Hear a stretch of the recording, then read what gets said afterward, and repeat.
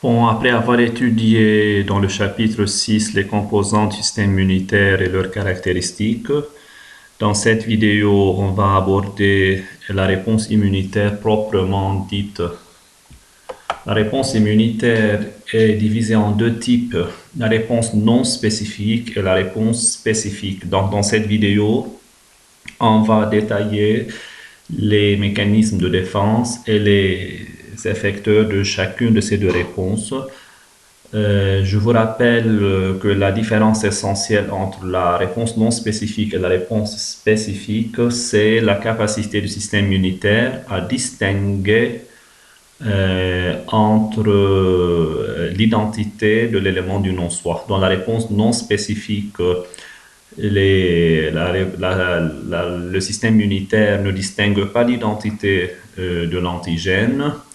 Il les tue sans identifier sa nature. Par contre, la réponse immunitaire spécifique permet de reconnaître et d'identifier l'antigène du non-soi avant de le traiter.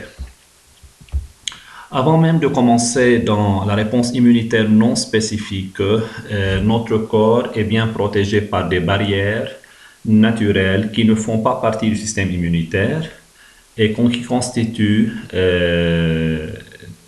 une barrière devant la pénétration des pathogènes ou bien des éléments du non-soi. Donc, pour bloquer toutes sortes d'invasions avant que les éléments du non-soi arrivent jusqu'au sang ou bien à l'intérieur des organes. Ensuite, parmi ces barrières, la peau qui est imperméable aux substances étrangères, aux micro-organismes, empêche la pénétration donc des éléments du non-soi à l'intérieur du corps. Vous avez la sueur acide qui peut détruire les micro-organismes qui peuvent coloniser la peau. Vous avez la flore bactérienne qui est un ensemble de bactéries bénéfiques, non nuisibles, qui colonisent nos intestins et qui entrent en compétition avec les bactéries nuisibles qui peuvent rentrer par voie digestive. Les bactéries qu'on peut consommer avec les nutriments ou bien avec l'eau. Donc ces bactéries, cette flore bactérienne intestinale peut lutter contre les infections par les bactéries non pathogènes. En plus, vous avez toujours dans les barrières naturelles les larmes qui protègent les yeux par des infections et la salive qui protège l'appareil digestif par toute invasion possible. Ces deux substances contiennent des lysozymes ou bien des enzymes lytiques qui lysent et détruisent toutes sortes de bactéries. Et vous avez dans l'appareil respiratoire le mucus, les sécrétions muqueuses nasales et bronchiques au niveau des bronches vont protéger les voies respiratoires et vont donc piéger toutes sortes de bactéries et des éléments du non-soi inhalés par voie respiratoire et sont expectorés à l'extérieur par les mouvements des cils qui tapissent la muqueuse respiratoire. Au niveau de l'estomac, vous avez les sécrétions gastriques à pH très acide qui peuvent détruire chimiquement la plupart de substances ingérées par voie digestive. Et finalement, vous avez les sécrétions vaginales et le sperme. Ce sont les liquides sexuels qui contiennent des substances antimicrobiennes et peuvent protéger contre toute infection qui peut pénétrer par voie sexuelle. Donc, comme vous voyez, ces barrières naturelles ne font pas partie du système immunitaire et ils peuvent protéger l'entrée de toutes sortes de microbes à l'intérieur du corps au niveau de n'importe quelle voie de pénétration. Maintenant, on passe à la réponse immunitaire non spécifique. La première manifestation de cette réponse est la réaction inflammatoire. Dans la réaction inflammatoire, on va prendre un exemple une blessure au niveau de la peau.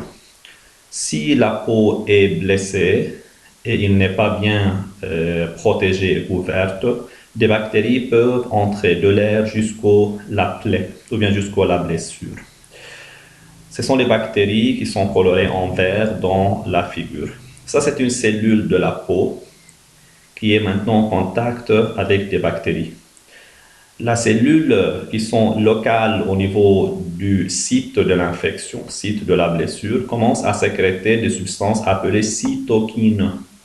Les cytokines sont des substances chimiques, médiateurs chimiques, sécrétées par les cellules endommagées ou bien les cellules lésées, qui se trouvent dans le site infecté.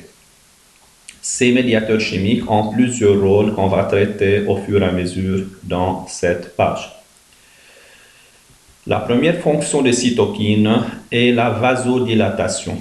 La vasodilatation signifie la dilatation des vaisseaux sanguins avoisinants. Lorsque ce vaisseau sanguin se dilate, c'est-à-dire son diamètre va augmenter. Voyez le diamètre du vaisseau sanguin, comment il augmente suite à la sécrétion des cytokines.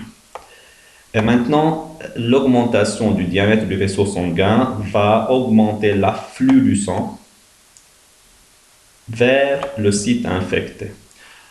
Donc, lorsque le sang arrive fortement jusqu'à ce site infecté, il y aura une sensation de chaleur parce que le sang venant est chaud à la température du corps.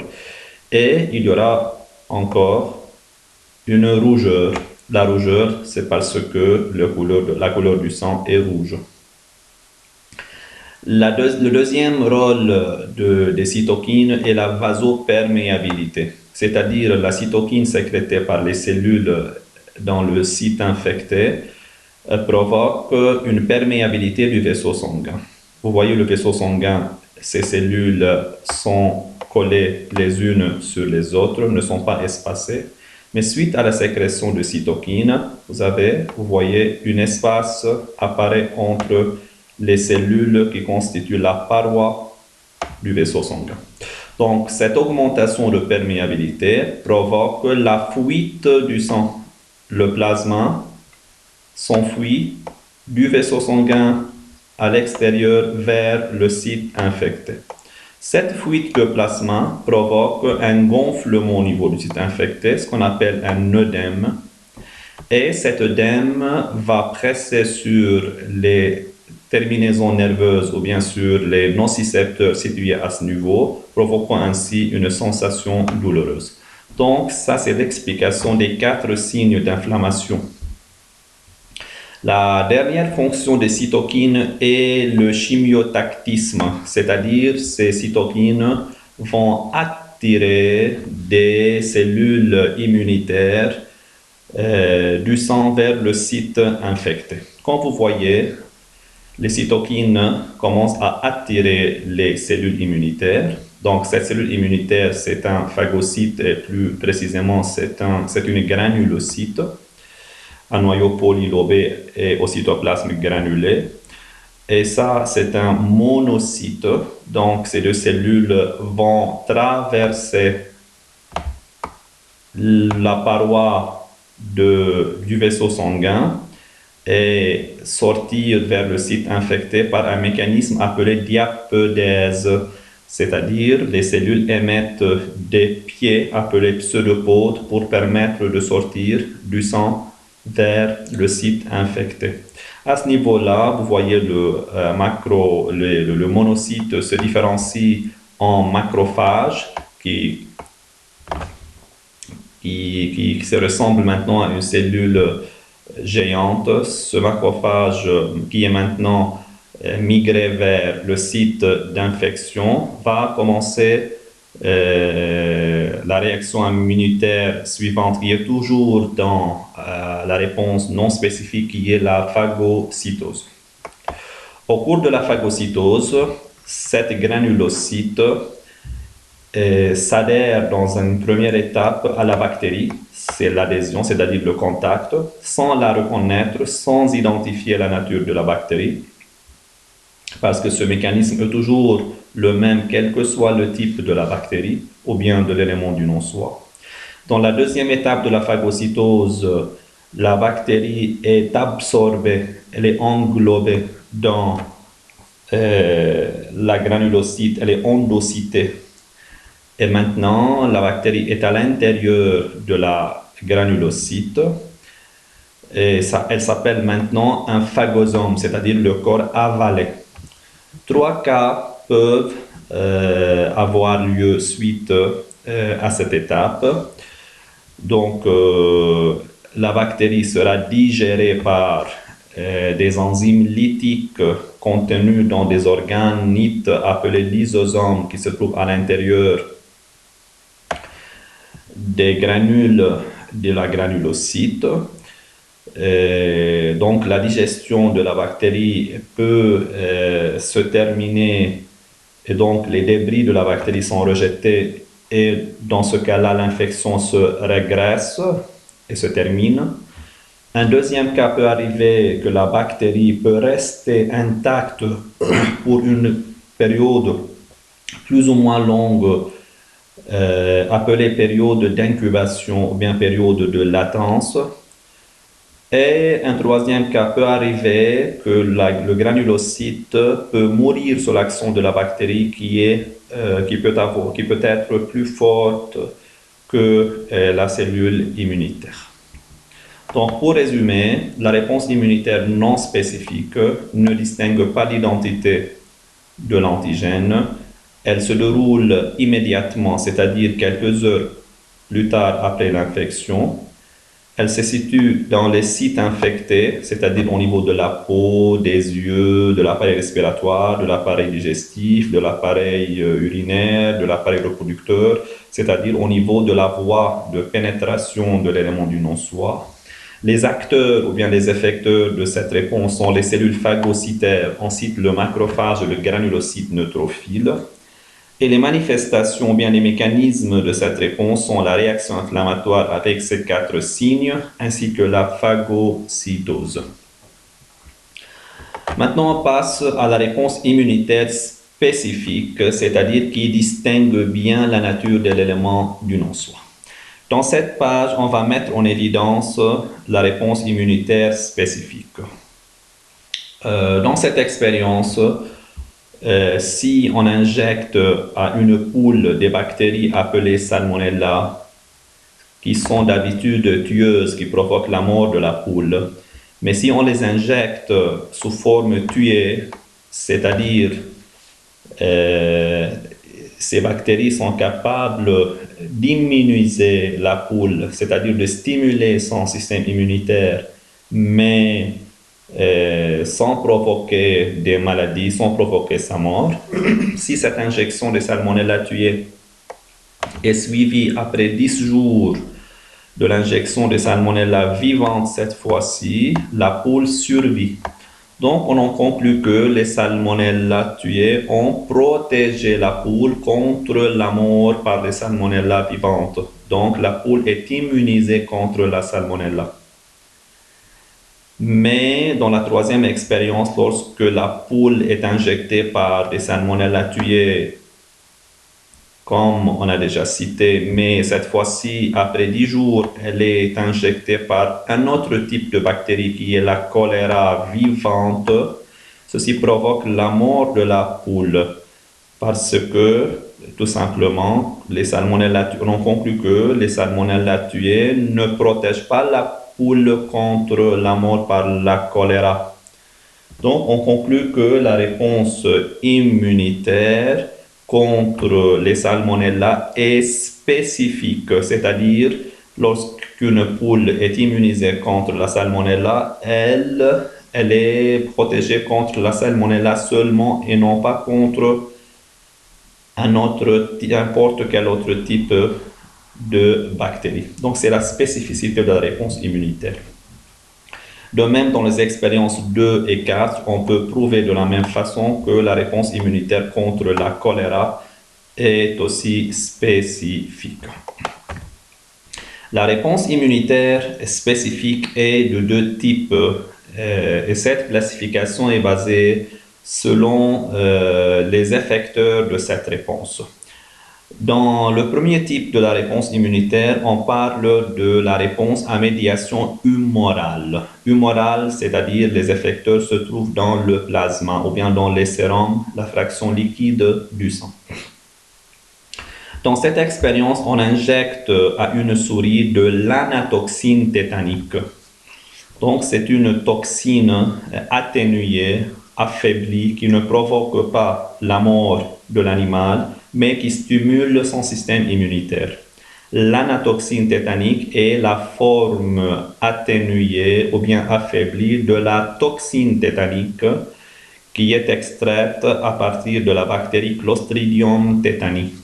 Si on injecte cette anatoxine à une souris et on prélève ensuite, après un certain temps, le sang de cette souris, et on le sépare en deux parties par centrifugation, le sérum qui est la fraction liquide et les cellules qui est la fraction cellulaire. Et si on transfère les cellules à une autre souris A3 qui est injectée par la toxine tétanique, qui est la forme virulente, qui est la forme pathogène qui provoque la mort, on remarque que la souris meurt. Donc, on conclut que les cellules n'ont pas protégé la souris contre la toxine tétanique. Mais lorsqu'on transfère le sérum de la souris A1 à une souris A2 qui est injectée maintenant par la toxine tétanique, on remarque que la souris A2 survit. Alors, c'est le sérum qui protège la souris A2 contre la mort par la toxine. Et c'est pour cela cette réponse immunitaire spécifique, dirigée spécifiquement contre la toxine tétanique, est tumorale. Elle est appelée ainsi parce que la fraction du sang qui protège contre cette infection est le sérum. La question qui se pose à ce niveau, c'est quelle est la molécule biologique qui se trouve dans le sérum et qui est responsable de la protection de la souris A2 contre l'infection par l'anatoxine tétanique. Pour le savoir, on transfère un échantillon de ce sérum dans un tube qui renferme de l'anatoxine tétanique attachée. Donc ici, vous avez dans ces tubes un support qui renferme de l'anatoxine tétanique. En passant le sérum dans ce tube, puis on prend le filtrat et on l'injecte à une souris A4. Quand on l'injecte plus tard par la toxine tétanique, ça provoque sa mort. Donc, les molécules biologiques qui ont protégé la souris A2 n'ont pas pu protéger la souris A4. Donc, ces molécules sont piégées au niveau du support, au niveau du tube. Et donc, d'après nos connaissances, puisque l'anatoxine tétanique constitue l'antigène, alors les molécules biologiques qui sont piégées dans ce tube sont donc des anticorps. Alors, les effecteurs de la réponse immunitaire spécifique à médiation humorale sont les anticorps sécrétés dans le plasma et selon nos connaissances acquises, ils sont sécrétés par des plasmocytes différenciés à partir des lymphocytes B. Pour terminer, la deuxième catégorie de la réponse immunitaire spécifique est celle qui a une médiation cellulaire, c'est-à-dire une fraction cellulaire qui est responsable de cette défense. Dans cette expérience, si on injecte la BCG, qui est bacille de Calmette et Guerin, une forme atténuée de la bacille de Koch qui provoque la tuberculose, une maladie mortelle, à une souris B1, et après un certain temps, on sépare les constituants du sang de cette souris en sérum et en cellules. Le transfert du sérum à une souris B3 injectée maintenant par la bacille de Koch, qui est la forme virulente provoquant la mort, à une souris B3 va provoquer sa mort. Donc, on conclut que le sérum de la souris B1 n'a pas protégé la souris B3. Mais le transfert des cellules de ce sang vers une souris B2 injectée par le BK, cette souris survit. Alors, c'est la fraction cellulaire qui a protégé la souris B2 spécifiquement contre le BK. Maintenant, pour savoir quel type cellulaire a protégé la souris B2 contre l'infection par BCG, on sépare les cellules B et les cellules T. Le transfert des cellules B uniquement à une souris B4 injectée par BK provoque sa mort. Par contre, l'injection des cellules T à une souris B5 injectée par BK la souris reste vivante. Donc, on conclut simplement que ce sont les lymphocytes T qui ont protégé la souris contre l'infection par la BK. Donc, la réponse immunitaire spécifique contre BK est une réponse à médiation cellulaire et les effecteurs de cette réponse sont les cellules T, les lymphocytes T. Et comme on a déjà dit dans la vidéo précédente que les lymphocytes T sont de deux types, T8 et T4, c'est-à-dire TC et TH, les cellules effectrices qui combattent une infection sont les cellules TC qui tuent par cytotoxicité les cellules infectées. Mais les T4 sont des cellules auxiliaires qui coopèrent avec le système immunitaire et n'ont pas des capacités pour tuer. Donc, ces cellules T qui ont protégé ici sont les cellules TC. Pour finir, on récapitule. Donc, la réponse immunitaire spécifique a besoin d'1 à 2 semaines pour se mettre en place après l'infection. Elle a eu lieu au niveau des organes lymphoïdes secondaires, c'est-à-dire au niveau des ganglions lymphatiques, si l'antigène est rencontré par la lymphe, ou bien dans la rate, si l'antigène est rencontré dans le sang. Cette réponse est de deux types, humorale et cellulaire. Dans la réponse humorale, les effecteurs sont les lymphocytes B qui se différencient en plasmocytes sécréteurs d'anticorps dans le plasma.